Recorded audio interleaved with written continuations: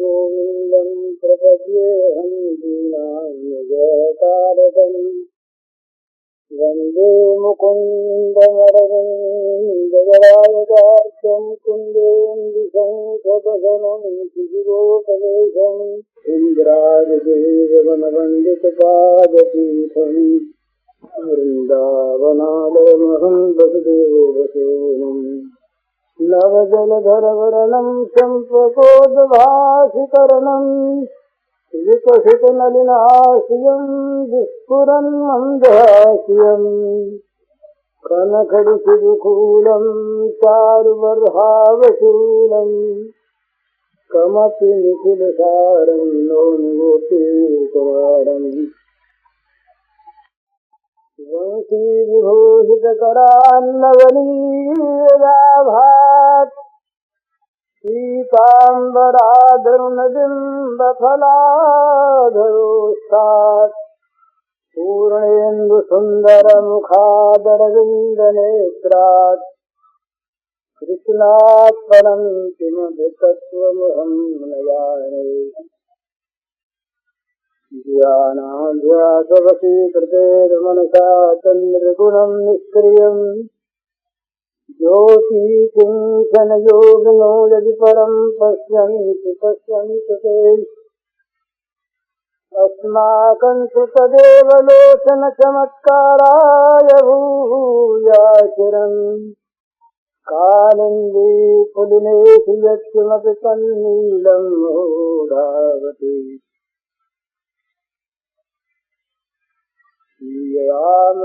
सब जगदानी करूं प्रणाम जोर जगपानी। समस्त चराचर जगत में प्राणी मात्र के रूप में अभिव्यक्त श्री भगवान के पावन चरण कमलों में सभक्ति नमस्कार।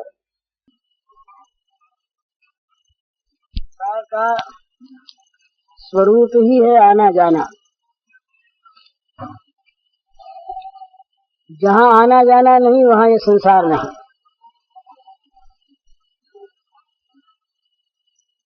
तो संसार में जो रहता है उसको आना जाना पड़ता ही है, थोड़े काल थोड़ी दूर के लिए अथवा लंबे काल लंबे दूर के लिए। जब तक ये रास्ते में है तब तक भटकना पड़ेगा ही। घर पहुंच जाए तो फिर नहीं लौटना पड़ता। यदि गत्वा न निवर्तन्ते तद्धाम परम मम।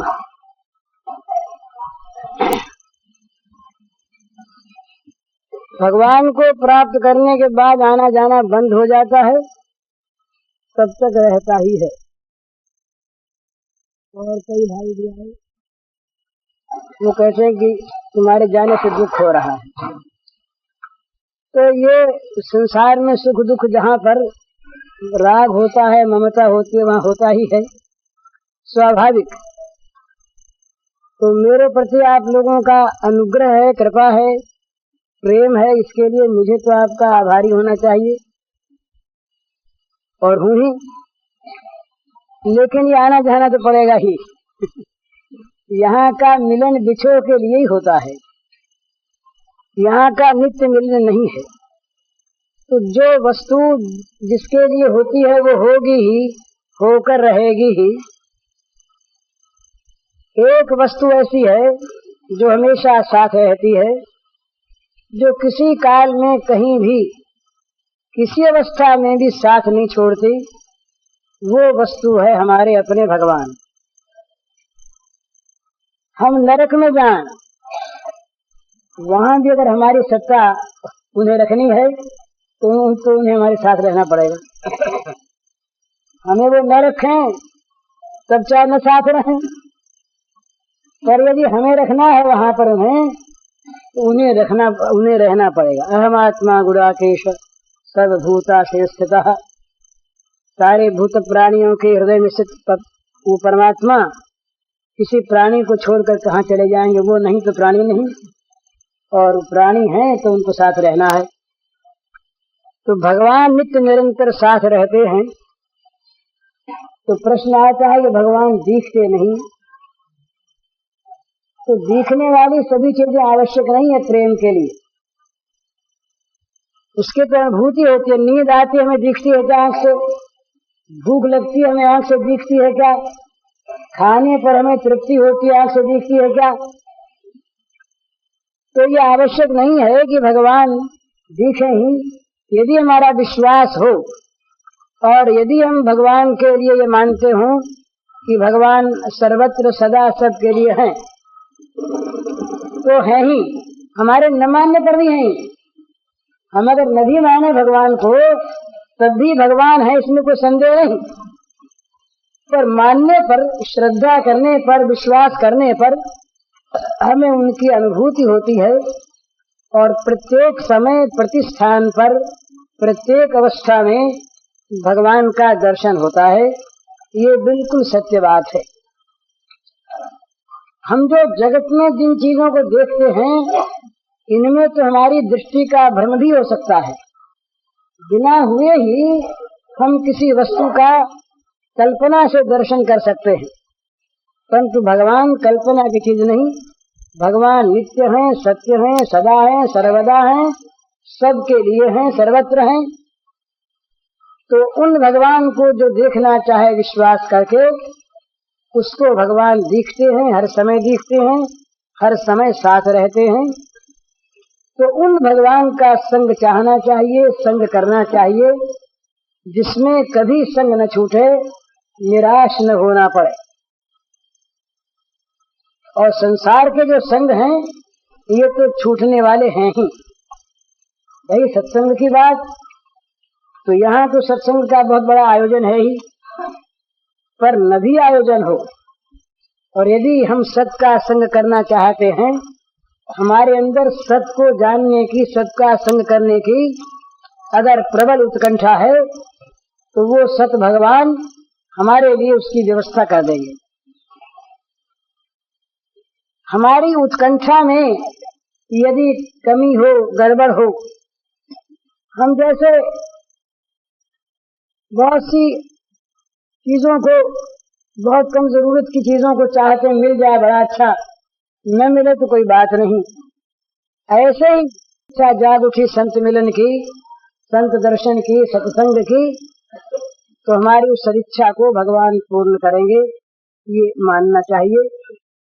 और गुरु के बाद इस समय प्रश्न का उत्तर दे रहा हूँ, भला अपनी ओर से कोई बात नहीं कह रहा है, मेरे हाथ में जो पन्ने उसी का उत्तर। गुरु की बात, तो गुरु के संबंध में मेरा ऐसा मानना है कि गुरु की अत्यंत आवश्यकता है। गुरु के बिना मार्ग बताएगा कौन? गुरु वो जो अज्ञान का हरण कर ले, रास्ता बता दे, हाथ पकड़ कर ले चले। गुरु शब्द का अर्थ दूसरा है, गुरु भारी को भी कहते हैं। तो गुरु का जो प्रचलित अर्थ है वो अलग चीज, पर गुरु का वास्तविक माने यह है कि जो शिष्य को भ्रांत मार्ग पर न जाने दे, रास्ते पर ले आवे, आगे से आगे रास्ता बताता रहे, रास्ते के विघ्नों को हटाता रहे, रक्षा करता रहे और आखिरी मंजिल तक पहुंचा दे, वो गुरु। तो छोटे से छोटे काम में भी गुरु की आवश्यकता होती है। संसार में हम जो कुछ भी देखते हैं, हम कहते भाई सीखो, तो सीखो जहां पर है वहां कोई शिक्षक है ही, सिखाने वाला, चाहे बोल के सिखावे, चाहे मौन रहकर सिखावे, चाहे अपने आचरणों से सिखावे। जहां पर सीखना है वहां कोई सिखाने वाला है ही, और संसार में सबको सीखना है। इसलिए बुद्धिमान लोग ऐसा माना करते हैं कि हम तो सारी जिंदगी शिष्य ही रहेंगे, और शिष्य ही हैं सब। जो सीखने वाले हैं वो जगह जगह पर गुरु पा जाते हैं, सीख जाते हैं। दत्तात्रेय चबधूत ने 24 गुरु बनाए, भागवत में आया। हजारों गुरु बन सकते हैं, जिनसे सीखे वो गुरु। तो गुरु की बड़ी आवश्यकता, मार्ग बताने वाले की, रक्षा करने वाले की बड़ी आवश्यकता। परंतु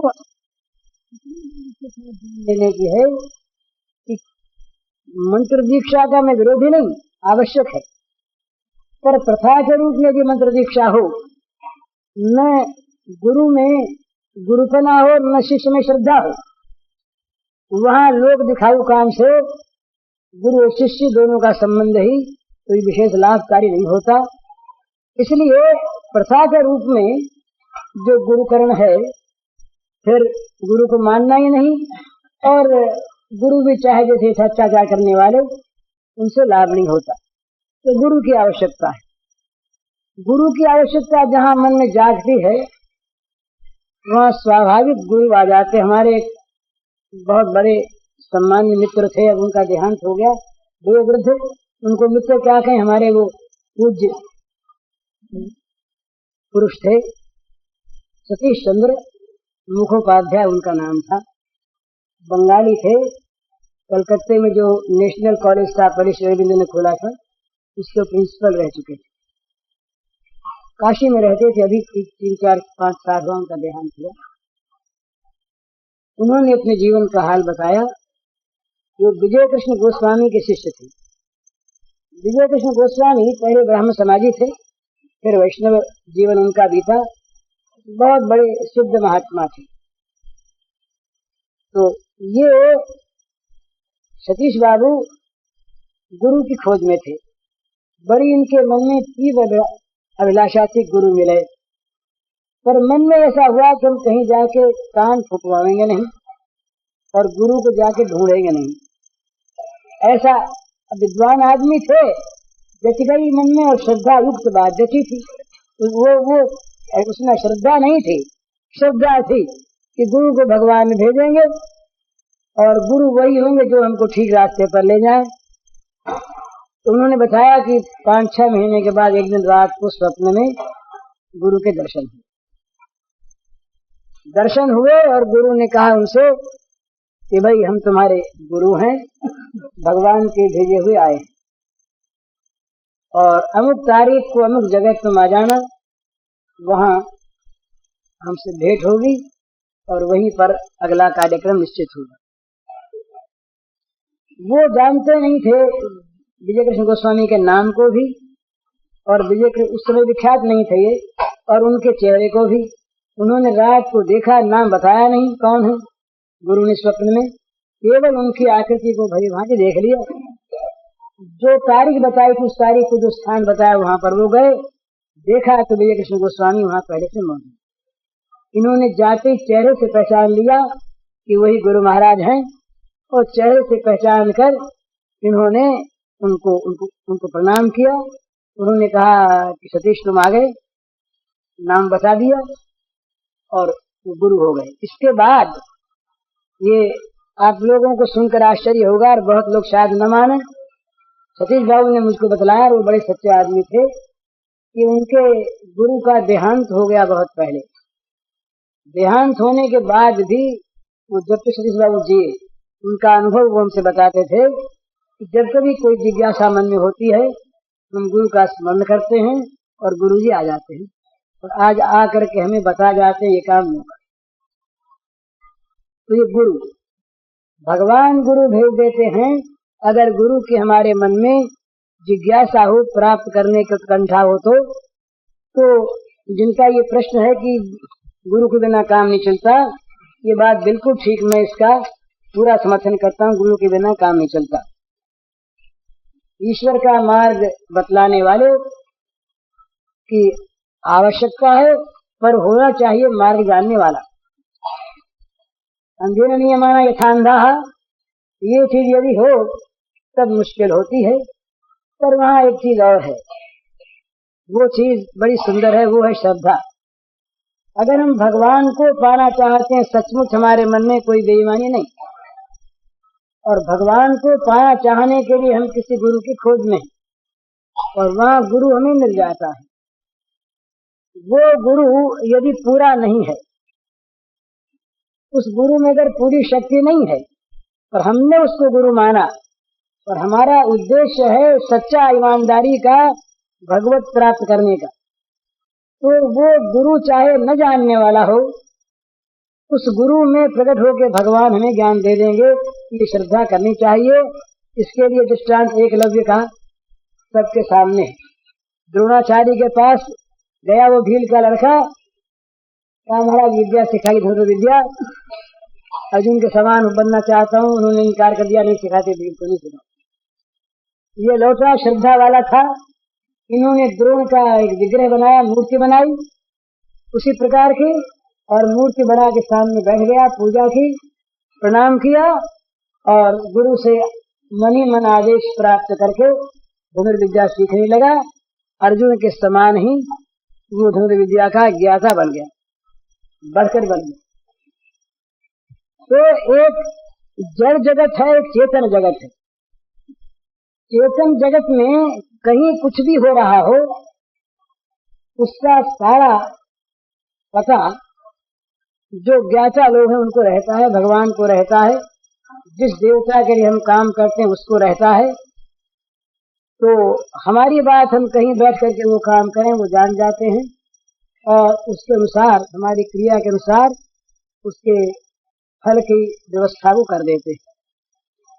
तो हमारी श्रद्धा सत्य हो तो हमें गुरु प्राप्त हो जाएंगे, और हमारी श्रद्धा यदि सत्य होगी तो अपूर्ण गुरु में भगवान प्रकट होकर पूर्णता हमें प्रदान कर देंगे, इसमें संदेह की बात नहीं। तो गुरु करना आवश्यक, पर गुरु करना आवश्यक, केवल गुरु करने की प्रथा पूरा करना ये अलग चीज आवश्यक है, यानी ये मैं नहीं कहता, पर वो विचारनीय चीज है। तो ये इस प्रश्न का उत्तर है। दूसरी बात इस प्रश्न के ही सिलसिले में ये कि कोई भी अगर गुरु न मिले तो भाई कृष्णम वंदे जगत गुरु, भगवान जगत गुरु हैं, भगवान शंकर जगत गुरु हैं, भगवान श्री कृष्ण जगत गुरु हैं। बस इनको अपने मन में गुरु रूप में वर्ण कर ले, और वर्ण करके गुरु रूप में और उनसे पूछता रहे हम क्या करें। सचमुच वो अगर श्रद्धा बहुत ज्यादा बढ़ी तब तो वो प्रत्यक्ष बता देंगे आपको, इसमें शंका करने की बात नहीं। और नहीं तो आपके मन में प्रकट होकर मन में प्रेरणा करके वो आपको मार्ग बता दिया करेंगे और आप आगे बढ़ते रहेंगे, ये निस्संदेह बात। इसलिए श्रद्धा पूर्वक गुरु करना चाहिए और गुरु के बताए अनुसार लाभ उठाना चाहिए। गुरु वही जो अंधकार को मिटाकर प्रकाश के मार्ग में हमें ले जाए, प्रकाश की प्राप्ति करवा दे, संसार के विष से हमें मुक्त करके और भगवत सुधामृत का पान करा दे, वो गुरु, और उस गुरु का अवश्य वर्ण करना चाहिए। ये दो प्रश्नों का उत्तर। तीसरी बात सवेरे कुछ बाकी रह गई थी उस एक प्रश्न में से, वो ये है कि प्रेम में वैराग्य की तो आवश्यकता नहीं, प्रेम में राग की आवश्यकता, ये भी ठीक, पर प्रेमी का राग और विषयानुरागी का राग, इसमें अंतर क्या है? ये उस प्रश्न का एक भाग था। प्रेमी के राग में और विषयानुरागी के राग में क्या अंतर है? तो न ये प्रश्न नया है न उत्तर नया है, बहुत बार इसका उत्तर दिया जा चुका है। तो बड़ा सीधा उत्तर है। विषयानुरागी चाहता है अपनी तृप्ति, अपना सुख, अपने इंद्रियों की चरितार्थता, और प्रेमी चाहता है प्रेमास्पद का सुख। प्रेमास्पद के सुख के लिए अपनी अनुकूल से अनुकूल परिस्थिति का परित्याग, प्रेमास्पद के सुख के लिए अपने सारे सुखों का बलिदान। माने जहाँ स्वयं चाह है वहाँ काम है, और जहाँ प्रेमास्पद के सुख की चाह है वहाँ प्रेम है। सीधे थोड़े शब्दों में ये निजेंद्रिय प्रीति इच्छा तार नाम काम, ये बंगला प्यार है। निजेंद्रिय प्रीति इच्छा तार नाम काम, कृष्ण सुख धरे किंतु प्रेम नाम। अपने इंद्रियों को तृप्त करने की इच्छा का नाम काम है। चाहे वो भगवान से ही पाए। और भगवान को सुख पहुंचाने का नाम प्रेम है। तो ये चीज हमें सब जगह घटा लेनी चाहिए। हमारे घर में भी, हमारे घर वालों से यदि हमें अपने सुख की चाह है, उनसे हम अपने सुखी होना चाहते हैं, इसका नाम काम है। अपने सुख की परवाह न करके, अपने लिए दुख वर्ण करके, अपने लिए दुख स्वीकार करके उनको सुखी बनाने की चाह है, इसका नाम प्रेम है। ये प्रेम और काम का बड़ा सुंदर थोड़े शब्दों में ये उत्तर है। ये प्रेम और काम की परिभाषा है। स्वसुख की इच्छा का नाम काम और प्रेमास्पद के सुख की इच्छा का नाम प्रेम। तो जो भगवत प्रेमी है उसमें और विषय प्रेमी में यही अंतर है। विषय प्रेमी का नित्य निरंतर अनुसंधान रहता है अनुकूल विषयों की प्राप्ति और उनका भोग। ये विषयासक्त पुरुष का स्वरूप है। वो नित्य निरंतर अनुकूल विषयों की प्राप्ति की खोज में रहता है और मिलने पर उनका भोग करता है। ये विषयासक्त पुरुष का स्वभाव। इसके ठीक विपरीत जो भगवत प्रेमी है वो विषयों की चिंता नहीं करता। भगवान की अनुकूलता कैसे रहे, किस बात में भगवान को सुख हो, उसी बात को खोजना और उसी में जीवन को लगा देना, इसका नाम है प्रेम। ये विषयानुरागी और भगवत अनुरागी का स्पष्ट भेद है। तो अपने ऊपर हम ये इस कसौटी पर कस के देख लें, भगवान के बाद थोड़ी देर के लिए अलग भी रख दें। हम जिस किसी से भी प्रेम करते हों, अगर हम उसका सुख चाहते हैं, अपने सुख का सारा बलिदान देने को प्रस्तुत रहते हुए और देते हुए, तो हमारा प्रेम है। प्रेम का परिणाम क्या होगा ये जान लेने वाला प्रेमी नहीं होता। ये जानने की इच्छा करने वाला प्रेमी नहीं होता। प्रेम का परिणाम क्या है? प्रेम का परिणाम प्रेम। प्रेम करने से दुख होगा या प्रेम का बदला सुख मिलेगा या दुख का नाश होगा, इस प्रकार प्रेम के की बाजार में मौला तोड़ी नहीं होती। प्रेम दिखता नहीं, प्रेम की का कोई मूल्य नहीं, प्रेम दिया लिया नहीं जाता। वो तो स्वाभाविक स्वरूप होता है, उसमें लेन देन नहीं, उसमें व्यापार नहीं, उसमें किसी प्रकार का कोई बाहरी दिखावा नहीं, बाहरी देखना नहीं। प्रेम अमूल्य होता है। तो इसलिए जहाँ बिल्कुल विशुद्ध प्रेम है, विशुद्धानुराग है, वहां पर किसी प्रकार की कोई दूसरी अवस्था स्थिति नहीं होती। प्रेम का बदला नहीं होता। प्रेम करने पर बदले में क्या मिलेगा ये देखना नहीं होता।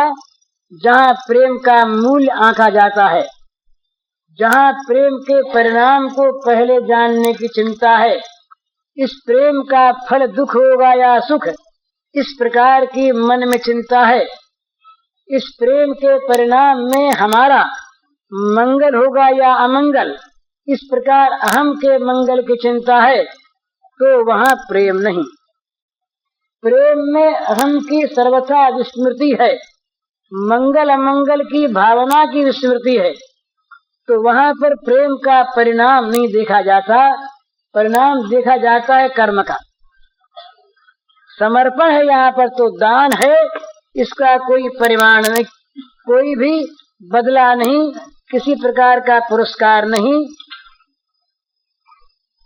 तो इसलिए प्रेम में और विषयानुराग में ये बड़ा अंतर है।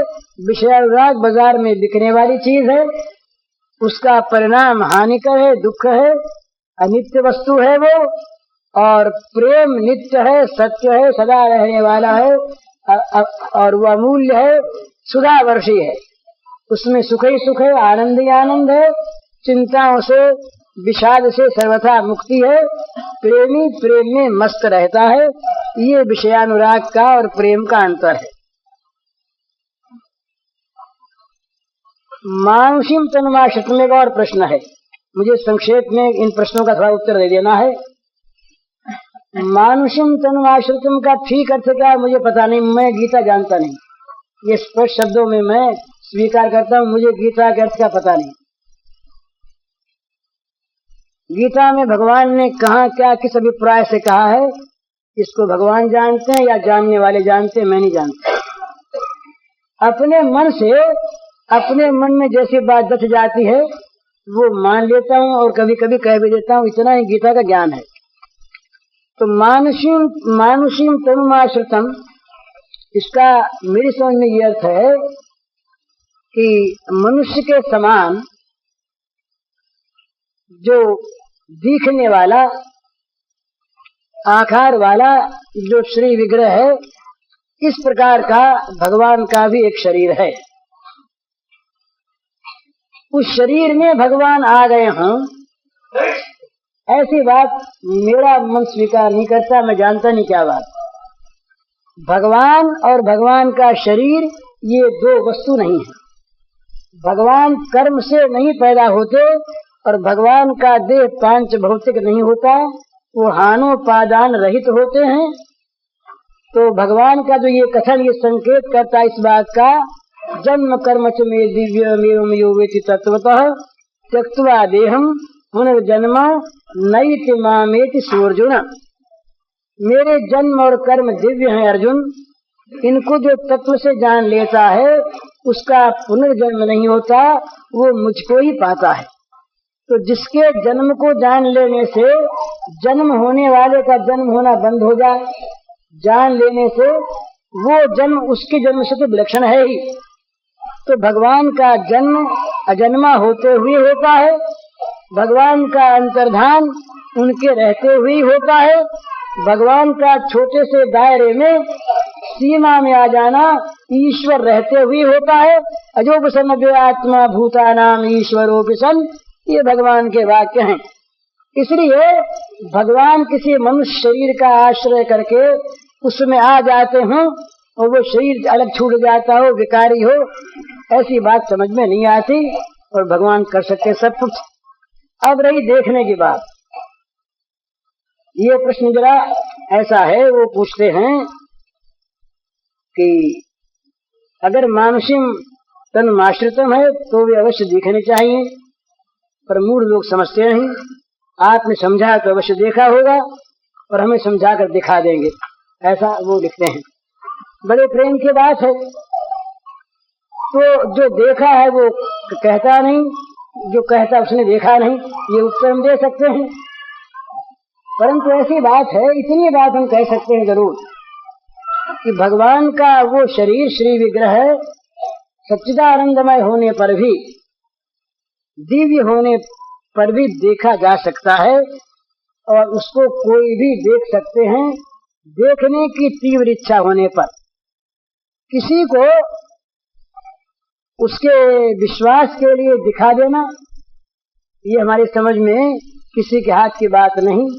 और भगवान भी शायद न चाहें ऐसा कि भाई हम पर कोई विश्वास करे, इसलिए हम अपना रूप प्रकट करके उनको दिखा दें, और न मानने वाला दिखाने पर भी शायद न माने। ऐसा संभव है। वो भगवान ने विराट रूप एक प्रकट किया दुर्योधन की राजसभा में। धृतराष्ट्र ने भी आंखें मांग ली, बोले महाराज जरा हम देख लें, झांकी एक बार तो दृष्टि शक्ति मिल जाए। और ऋषि मुनियों का समूह जो वहां आया हुआ था भगवान के व्याख्यानों को सुनने के लिए, दूर दूर से सुन करके उन सब ने देखा, और उन्होंने भी देखा, दुर्योधन ने भी देखा। पर दुर्योधन के उस रूप को देखने के बाद यही मन में आया कि ये जादू वादू जानने वाला आदमी है, कृष्ण जो है ना, बड़ा मायावी है ये। तो इस मायावी ने ये माया रच के दिखलाया भी कुछ है नहीं। लेकिन इसका अर्थ ये नहीं कि भगवान दिखते नहीं, उसमें तीन ही बातें हैं। भगवान दिखने वाले हैं, ये श्रद्धा होनी चाहिए सबसे पहली बात। जहाँ हम किसी कौतूहल को लेकर, परीक्षा को लेकर, किसी मीमांसा करने की इच्छा से, किसी निर्णय पर पहुंचने की इच्छा से भगवान को देखना चाहते हो, सदिच्छा होने पर भी वहाँ भगवान स्वतंत्र हैं, दिखे और न दिखे। तो पहली बात तो यह है कि भगवान दिखने वाले हैं, ये हमारे मन में श्रद्धा हो। जिनके मन में भगवान न दिखने वाले हैं या जिनके मन में भगवान का दिखना संदेहास्पद है, उनको भगवान नहीं दिखते। तो एक बात, भगवान दिखते हैं, श्रद्धा होनी चाहिए, एक बात। दूसरी बात, अपने में भगवान को देखने की तीव्र और अनन्य आकांक्षा होनी चाहिए।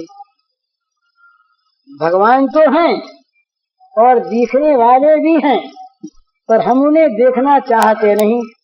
हमारी देखने की इच्छा ये बड़ी मंद है, तो ऐसी अवस्था में भी भगवान का दिख जाना शक्य नहीं, कठिन बात है।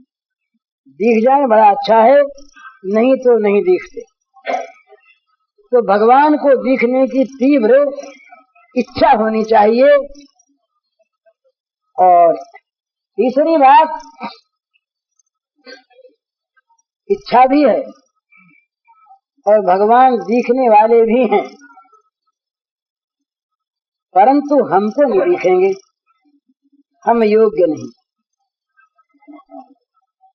ये भी बाधक हो जाता है भगवान के दर्शन में। भाई योग्यता संपादन करोगे तब दिखेंगे। तो भगवान को दिखने का भी ये विश्वास हो कि वे दयामय हैं, करुणामय हैं, कृपामय हैं, वे दिखेंगे, जरूर दिखेंगे। हम लायक नहीं, पर वे तो लायक है ना। हम नीचाशय हैं, पर वे तो उदाराशय है ना। तो भगवान की उदारता में श्रद्धा होनी चाहिए, अपने देखने की तीव्र इच्छा होनी चाहिए, और भगवान दिखने वाले हैं ये बात होनी चाहिए। तो भगवान दिखते हैं, और दिखते, उस दिन मैंने कहा था कि दिखते ही नहीं, केवल वो तो आपके हमारी तरह से परस्पर आमने सामने बैठकर बात कर सकते हैं, मिल सकते हैं, खा पी सकते हैं, सो सकते हैं, हंस सकते हैं, बोल सकते हैं। और सत्य कहने का ये नहीं कि उनमें सामर्थ्य है, वो ये सब करते हैं, पर करते हैं वहीं पर जहाँ कोई ऐसा करने वाला होता है। इतनी बात जरूर है। भगवान ने तो गीता में अर्जुन को यहाँ तक कह दिया कि ये जो मैंने गुप्त बात कह दी तुमसे भैया, ये जो न सुनना चाहे, या जो भक्त न हो, तपस्क न हो, या जो मेरे में दोष देखता है, उससे कहना नहीं। इदम थे ना तपस्काय न भक्ताय कदाचन विश्वेति, कहना नहीं। तो भगवान दिखते हैं, भगवान दिख सकते हैं, भगवान बोलते हैं, भगवान बोल सकते हैं। अब कोई पूछेंगे इसमें कोई अनुभवी बताओ, तो अनुभवी वो हमको क्यों बताने आएगा। विश्वास करें आप, तो आपको स्वयं अनुभव हो जाएगा। दूसरे के अनुभव को जानने से क्या हुआ। मान लीजिए कि आप में से, हम में से किसी ने कह दिया कि हमने देखा, हम कहें हम नहीं मानते, तुमने देखा है, तुम दिखाओ तो मानो। अब दिखाना उसके हाथ की बात नहीं, पर चाहे आप न माने, तो जिसने देखा है उसके विश्वास को आप नहीं हटा सकते, क्योंकि उसकी अनुभूति है। तो आप विश्वास करें, विश्वास करके उसको देखना चाहें तो अवश्य आपको दिखेंगे, इसमें कोई संदेह नहीं। मैंने देखा नहीं देखा, ये प्रश्न है, इसका मेरे पास कोई उत्तर नहीं, पर आपको मानना चाहिए नहीं देखा, और यही मानकर चलना चाहिए। पर ऐसा भी मानता हूं कि देख सकते हैं, इसमें कोई संदेह नहीं। ये इस प्रश्न का साधारण उत्तर है।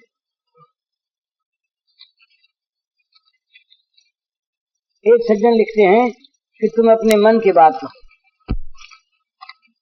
अब मन में तो हजारों बातें आती हैं।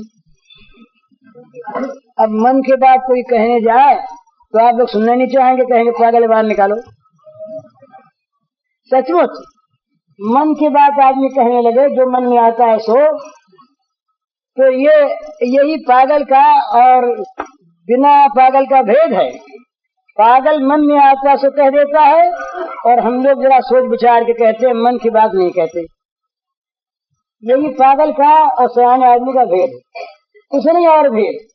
हमारे मन में न मालूम कितनी उलझुल बातें आती हैं, बुरी भरी बातें आती हैं। मन में वैसे आदमी बोलता चला जाए तो उसका नाम पागल होता है। तो आप पागल क्यों बनाना चाहते हैं? मन की बात तो पागल की बात होगी। पागल की बात न तो सुनना चाहेगा, न उसे जहाँ तक पागलपन का बोध होता है वहां तक वो कहे क्यों पागल क्यों बने। पर मन की बात कहनी है तो कुछ सयानत को साथ लेकर के कुछ बातों को छिपाकर, कुछ बातों को बढ़ाकर कही जा सकती है बात। तो मन की बात तो और कुछ है नहीं। सच्ची बात है कि मन में कोई बात न रहे, ये हमारे सबके मन की बात होनी चाहिए। जब हमारा मन खाली हो जाएगा, किसी बात को नहीं रखेगा, तो ये मन की बात है जिसमें भगवान आगे आ जाएंगे। मन को संसार से खाली कर दो तो मन भगवान का रहने का घर बन जाएगा, उनका नित्य निवास बन जाएगा। ये सबसे उत्तम मन के बात, मन के लाभ के बात, सबके मन की बात। इसलिए कि सब अपना सुख चाहते हैं ना, सब भला चाहते, सब हित चाहते हैं। तो जब तक संसार में मन भरा रहेगा, मन में संसार भरा रहेगा, तब तक सुख होगा नहीं। तो क्या करें? मन को खाली कैसे करें? बड़ा सीधा तरीका है। भरे मन को चाहे वो भरे बड़ा पूरे से, भरे मन को आप किसी समर्थ को सौंप दीजिए। और समर्थ ऐसा कि जो भरे मन को लेने में इनकार न करता।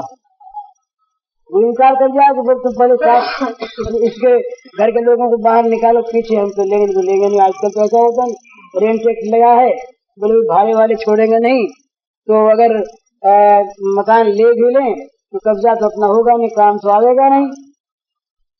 तो जिस पर ये कानून न लागू होता हो, या जिसके पास ऐसा कोई कानून हो, बल हो कि उसके अनुसार वो खाली करवा सके, उसको मकान सौंप देना चाहिए। तो वो जो कोई भी है, उसका नाम चाहे भगवान रखें या और कुछ नाम जो आपके मन में आवे सो रखें, किसी ऐसे को आप ये मन रूपी मकान सौंप दीजिए कि जो इसे खाली भी करवा ले और आके बस भी जाए। और खाली करवाने में ये न कहे कि भाई इसका खर्चा वर्चा तुमको देना पड़ेगा, खर्चा भी वही दे और लड़े भी वही, तमाम प्रयत्न भी वो करे और खाली करा के रह भी वो जाए, ऐसा समर्थ तो भगवान कहते कि तुम दे दो हमको मकान। ये जो गीता का अंतिम श्लोक है ना, अथवा ये 9वें अध्याय का 30वां 31वां श्लोक, मुझे गीता नहीं आती पर मेरे मन में जो गीता का मैं समझता हूँ ऊटपटांग, वो यही है। सचमुच गीता नहीं आती, वो यही है कि वो बुरे से बुरे पदार्थों से भरे मकान को भगवान के हाथों में सौंप दे। इसी का नाम है भजते माम अनन्य भाग। मने ऐसे समर्थ को, जो वो एक ही ऐसा है जो ऐसे मकान को भी लेना स्वीकार करता है, जो पापी से पापी को भी ये नहीं कहता है कि तुम पाप मुक्त होकर के आओगे तब मैं तुम्हें लूंगा। वो कहता आ जाओ, तुम कैसे भी हो, कोई भी हो, कहीं भी रहते हो, कुछ भी कर चुके हो, कुछ भी कर रहे हो, तुम कैसे भी हो, तुम मुझे केवल और केवल शरणद मानकर, शरण्यता का बड़ा दोषी हूँ, जितने दोष संसार में औरों में हो सकते हैं मेरे में हैं। ठीक, पर साथ ही एक चीज है, और वो चीज मेरे पास है, इसे मैं स्वीकार करता हूँ। वो है ये कि जो अशरण शरण हैं, जो दीन बंधु हैं, जो पतित पावन हैं, जो अनाथ हैं, उनकी मुझ पर अनंत कृपा, इसका मैं अनुभव करता हूँ। और इसका अनुभव पापी कर सकता है, आप लोग धर्मात्मा नहीं कर सकते। जिसको कहीं ठौर नहीं, जिसके लिए कहीं आश्रय नहीं, जिसके दोष जिसके सामने आकर कपा देते हैं, वो जब दूसरी ओर यह आश्वासन पाता है, मत डरो, मैं तुम्हारे साथ हूँ, मत घबराओ, तुम्हारे पापों को मैं धो दूंगा, मत चिंता करो, तुम मेरे हो, मैंने तुमको अपना लिया है। ये आश्वासन की वाणी, ये धैर्य की वाणी मुझे सुनाई पड़ती है। मैं सच कहता हूँ आपसे, ये अपनी लायकी को लेकर नहीं, अपनी नालायकी और उनकी मेहरबानी को लेकर, उनकी कृपा का पार नहीं। एक बंगला में एक बड़ी बड़ा सुंदर एक 2 लाइन का छंद है, अमार स्वभाव अपराध करा, तुम्हारा स्वभाव खोमा, जुगे जुगे और जनों में ये संबंध तुम्हारा। इसका अर्थ है, हे भगवान, मेरा स्वभाव है अपराध करना और तुम्हारा स्वभाव है क्षमा करना। जन्म जन्मांतर से, युग युगों से तुम्हारा और मेरा ये संबंध चला आ रहा है। मैं पाप ही करता हूँ और तुम क्षमा ही करते हो। तो वो क्षमा सागर, वो करुणा सिंधु भगवान इस प्रकार के वो स्वभाव वाले हैं कि उनके स्वभाव को देखकर चित्त बरबस उनके चरणों में लुट पड़ता है। बिरध हेतु पुनीत परिहरि, पामरन पर प्रीति, ऐसी कौन प्रभु की रीति। बिरध हेतु पुनीत परिहरि, पामरन पर प्रीति, उनका बिरध ही है पामरों पर प्रीति करना। बेचारे पामर कहाँ जाए, धर्मात्मा पार लग जाएंगे, साधक पार लग जाएंगे, उनके पास साधन का बल है, भक्तों के पास भक्ति का बल है, ज्ञानियों के पास ज्ञान का बल, निष्काम भाव वालों के पास निष्काम भाव का बल, ध्यानियों के पास ध्यान का बल, पर मेरे जैसे आदमी के पास क्या बल है? वहां तो केवल कृपा का भरोसा है, कोई बल नहीं। वो कृपा में की ओर देखना जानता है, कुछ नहीं कर पाता, असमर्थ है। और जब वो देखता है उसकी तरफ तो तत्काल बदले में उत्तर मिलता है, मत डरो। वो भगवान इस प्रकार के हैं कि पापियों के पाप नहीं देखते, उनके पूर्व का इतिहास नहीं देखते। वो जला डालते सारी हिस्ट्री को, हाथ डालते पुराने दस्तावेजों को, वो केवल देखते हैं वर्तमान का भाव। ये मैं भावुकता की बात नहीं कहता, ये बिल्कुल सच्चाई है, वास्तविकता और रियलिटी है, इसमें कहीं धोखे की चीज नहीं है। ऐसी बात भगवान की कृपा की ओर देखिए, डरिए मत। आप कैसे भी हों, आप कोई भी हों, किसी प्रकार का कर्म करने वाले हों, किसी जात के हों, किसी देश के हों, दुनिया में आपको कोई जानता मानता हो या बिल्कुल न जानता हो, आप संसार के दृष्टि में अत्यंत हीन हो, अत्यंत गौरव रहित हो, तुच्छ हो, रण्य हो, चांडाल हो, पाप से भरे हो, न कोई छूता हो आपको, न बोलता हो आपसे, पर आप उनके हैं। ये विश्वास कीजिए, आप उनके हैं, और आप विश्वास करेंगे तो वो हमारे प्रभु इनकार करना जानते ही नहीं कि तुम कौन हो, तुम अधिकारी हो कि नहीं। एक ही अधिकार जानते हैं कि तुम उनको अपना मानते हो कि नहीं। जो उन्हें अपना मानता है उसके वो अपने बनने को तैयार रहते हैं, तो बिल्कुल चिंता की बात नहीं। भगवान की कृपालुता पर, उनके शील स्वभाव पर निर्भर हो जाओ, वे बिना कारण अकारण कृपालु हैं।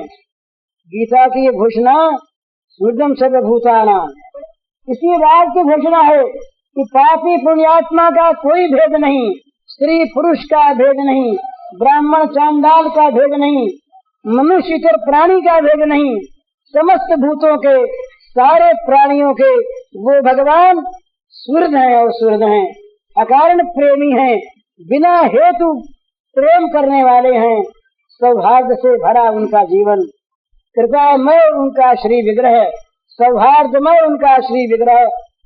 तो उनके द्वारा केवल सौहार्द मिलता है, केवल कृपा मिलती है, केवल आश्वासन मिलता है, केवल आश्रय मिलता है, बिना शर्त के, बिना बंधन के, बिना कैद के। इसलिए आप में हम में से कोई ऐसा नहीं जो उनकी शरण का अधिकारी न हो। हम सब अधिकारी, हम सारे के सारे अधिकारी, अनधिकारी कोई नहीं। इस बात पर आप विश्वास कीजिए, भगवान आपके हैं और आप भगवान के हैं। दुनिया चाहे न माने, और दुनिया को मनवाने जाने वाला भगवान का बन नहीं सकता। किसी को दुनिया कह दे ये भगवान का है, कुछ नहीं होता जब तक भगवान स्वीकार न करे, हमारा मन स्वीकार न करे। और भगवान की स्वीकारोक्ति मिल जाती है हमारे स्वीकार करने से, वो तैयार। तो आप भगवान को अपना मानिए और निश्चिंत हो जाइए। माँ शुच, अरे हम चाहे झूठ बोलते हैं, वो तो झूठ नहीं बोलते श्री कृष्ण। तो वो कहते हैं माँ शुच, मत सोच करो, मत चिंता करो, तुम्हें पापों से मुक्त मैं कर दूंगा। अहम त्वा सर्व पापेभ्यो मोक्षयिष्यामि। सारे पापों से, एक दो पापों से नहीं, पाप बीजों का संहार कर देंगे भगवान, बीज नष्ट कर देंगे पाप का, बशर्ते आप सबका भरोसा छोड़कर एक उनके शरण में आ जाएं। आप कैसे भी हो, कोई भी हो, परवाह नहीं इस बात की। तो भगवान ऐसे हैं कि उनको अगर आप ये मन घर सौंप दें तो इसका साफ करना उनके जिम्मे, इसमें अपने बसने योग्य इसको बना लेना उनके अपने जिम्मे, आके बस जाना उनके जिम्मे। तो कितनी सीधी बात भला। कोई कहे इतना पवित्र बन करके आओ, तब तो आफत हो जाए, भाई नहीं बन सकते। वो कहते तुम आ जाओ, और आने की घोषणा करते हैं। यहाँ तर्क वर्क की कोई आवश्यकता नहीं है कि बोले भाई ये ऐसा हुई बिना वो क्यों करेंगे ऐसा। अरे क्यों करेंगे, उनकी सामर्थ्य है, क्यों करेंगे, उनका स्वभाव है। तुलसी राम स्वभावशील रखी, जो न भगत लड़ाई, तो जाय जननी जननी जड़ कत तरुणता गमाई, तन तरुणता गमाई। वो कहते हैं कि भगवान राम के स्वभाव को जान करके भी, शील स्वभाव को, अगर तेरे मन में भक्ति नहीं आई तो माता ने तुमको व्यर्थ ही जन्म दिया, अपने संतारुण्य को खोया, कुछ नहीं। तो भगवान के शील को, स्वभाव को देख करके ये मन के बाद आप सब लोग, हम सब लोग ये निश्चय करने कि हम भगवान के, जहाँ ये निश्चय दृढ़ हुआ, भगवान कह देंगे हाँ हम तुम्हारे। वो कहने को तैयार बैठे हैं। भला ये बहुत लंबा चौड़ा साधन करना पड़ता हो तो हम शरीर के आदमी के लिए गुंजाइश होती नहीं। जिसका मन वश में नहीं, जिसकी इंद्रियां वश में नहीं, जो नाना प्रकार के दोषों से घिरा हुआ, सो झूठ बोले। मुझसे कल कहा कोई ने, बोला कि बात झूठ, हमने कहा सो झूठ बोलते हैं, गौर सही, अपने झूठ बोलते हैं बहुत, सच्ची बात, सच कहते हैं, झूठ बहुत बोलते हैं। तो सारे अपराधों से भरा हुआ जीवन, इस जीवन को वो संभालते हैं महाराज, और ऐसा संभालते हैं कोई संभाल नहीं सकता, ऐसा दुरुस्त रखते हैं कोई रख नहीं सकता, ऐसा सफाई किए हुए रखते हैं तो कहीं कूड़ा करके आने गुंजाइश नहीं रहती। सारी खिड़कियां साफ, खिड़कियों के अंदर से कूड़ा आने गुंजाइश नहीं। ऐसा पर्दा लगा देते हैं कि तूफान में भी, जंजावात में भी धूल नहीं आती अंदर। ये अपनी सामर्थ हो रही है। सारे तूफानों से, सारे अंधेरों से बचाकर अंदर प्रकाश रखने वाले वे परम दयालु, परम कृपामय हमारे आपके भगवान। व्यास कृपा नहीं कृपा आघाती, ऐसे कृपा में भगवान आपके हैं, आपके साथ हैं, आपके पास हैं, फिर चिंता की। तो ये बात, मन की बात, चिंता छोड़ दीजिए और चिंतन कीजिए, भगवान का चिंतन कीजिए, उन पर विश्वास करके चिंता छोड़ दीजिए। सारी चिंता वो अपने ऊपर ले लेने के लिए तैयार है सर्वदा। उनको न शर्म आती है, कितने बेशर्म है, और न बोझ लगता है, कितना भार उठा सकते हैं। सारे संसार का बोझ न मालूम क्या क्या उठा रखा उन्होंने। हम जिनके पास जाते हुए शर्माते हैं, वो उनके घर अन्न पहुंचाते हैं, उनके पेट में रहकर अन्न पचाते हैं, वो क्या घृणा करते हैं? क्या हत्यारे के पास, पापी के पास उसके मन में जाकर अन्न नहीं पचाते? क्या उसे हवा देना बंद कर देते हैं और जल नहीं देते? क्या उसे प्राण नहीं देते?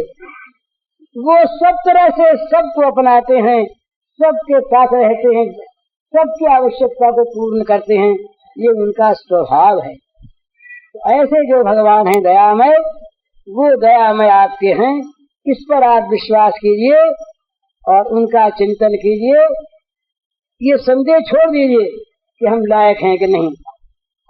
अपनी हमारी नालायकी उनकी लायकी से बढ़कर वो ताकत वाली नहीं है। हमारे पाप उन पाप धो डालने वाले से बढ़कर ताकतवर नहीं है। अंधकार 1000 वर्षों का हो, बड़ा गहरा हो, घना हो, पर अंधकार में ये ताकत नहीं कि सूर्य के प्रकाश की ताकत को वो ढक दे, ना ना। इसी प्रकार से भगवत कृपा की शक्ति के सामने हमारे पाप की, अपराध की शक्ति किस गिनती में? कुछ नहीं। तो भगवान पर विश्वास कीजिए और उनकी कृपा का भरोसा देखिए, जुन पड़ जाएगा। एक क्षिप्रम भोज धर्मात्मा अहमता कृपा मुख्य शामिल, इसका अर्थ है भगवान के हो जाइए, भगवान आपके हो जाएंगे। भगवान का आश्रय कीजिए, भगवान आपको अभय दे देंगे। भगवान के चरणों में जाइए, भगवान स्थान दे देंगे। भगवान को अपना मानिए, भगवान अपने को आपका बना देंगे। ये उनका स्वभाव है। और महाराज वो तो ऋणी हो जाते हैं। तो इस प्रकार से अब बात यह है कि 3:30 शायद होने को आया होगा और मुझको आज जाना है। मैं केवल आप लोगों से 2 बात चाहता हूँ। एक तो आप सब भाई, सब बहनें मेरे सारे अपराधों को क्षमा करके मुझको आशीर्वाद दें कि जिसमें भगवान के चरणारविंद में किंचित रुचि होने का अवसर आवे। सच कहता हूँ, भगवान के चरणारविंद में रुचि नहीं है।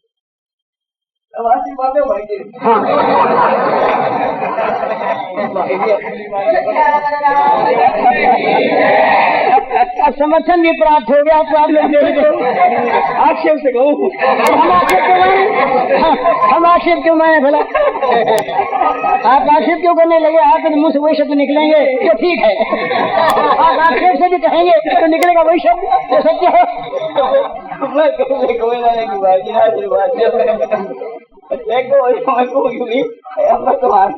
नहीं, मैं तो विरोध में नहीं कहता।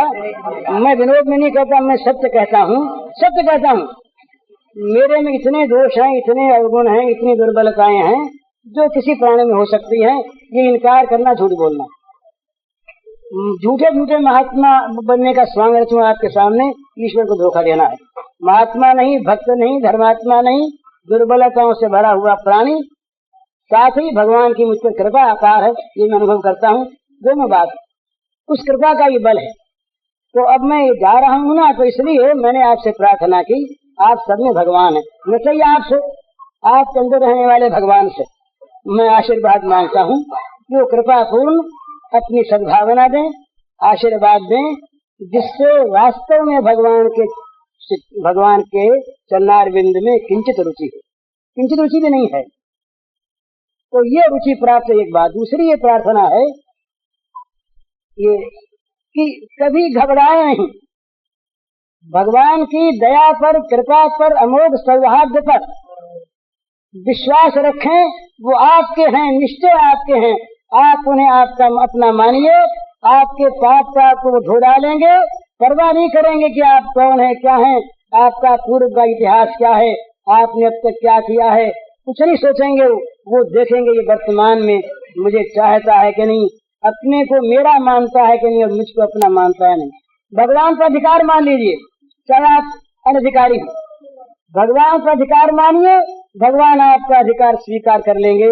ये सच्ची बात है, तो डरिए नहीं। तीसरी बात, बहुत सीधी बात, वो 3 बात जो मैं कहा करता हूँ, बड़ी सीधी बात। मन से भगवान की लीला का चिंतन कीजिए। जो आपके मन में आ वही लीला, न सही वो किसी ग्रंथ में, आपके मन में आ वो भगवान की लीला। भगवान के साथ चित्त का संपर्क हो जाए तो सर्वभवन समर्थ हैं, सर्वशक्तिमान है, सर्वत्र है, सदा है, सत्य है। आपकी लीलानुरूप आपके सामने प्रकट हो जाएंगे अगर आपकी श्रद्धा निष्ठा दृढ़ हुई तो। मन से भगवान की लीला चिंतन कीजिए और न सही मन से, केवल जीभ से आप भगवान के नाम का रटन कीजिए। चलते फिरते उठते बैठते सोते जागते हर समय भगवान का नाम जीभ पर नाचता रहे। चाहे आप ब्राह्मण हो या चांडाल हो, पुरुष हो या स्त्री हो, शुद्धावस्था में हो अशुद्धावस्था में हो, कुछ भी करते हो, जीभ को नाम में लगाए रखे।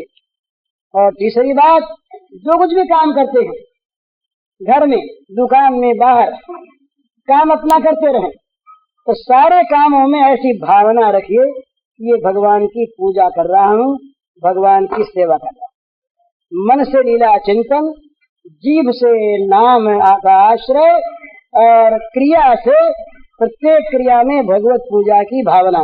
क्रिया में सुधार अपने आप हो जाएगा। भगवत पूजा के लिए जो क्रिया होगी विशुद्धि आ जाएगी अपने आप। तो ये 3 बात करिए, बड़ा सौभाग्य आपका। तो ये गंगा का तट, ये पवित्र सत्संग, मेरे पास तो कुछ भी है नहीं। अगर कोई अच्छी बात है, भगवान की कृपा है और शेर जी के चरणों का आशीर्वाद है। मेरे पास अगर कोई अच्छी चीज है तो इनके चरणों का प्रसाद है और सारा अपराध मेरा है। भरा हुआ अपराधों से कोई अपराधों की गिनती थोड़ी है।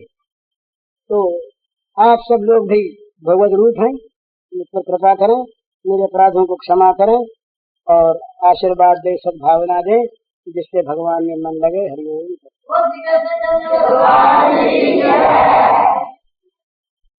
ये भगवत चर्चा का समय इतने दिनों तक मिल गया भगवत कृपा से, पर आप लोगों ने सुनने में सहयोग दिया, अपनी वासना की पूर्ति हुई और आप लोगों का कौतूहल हुआ। भगवान की इच्छा है।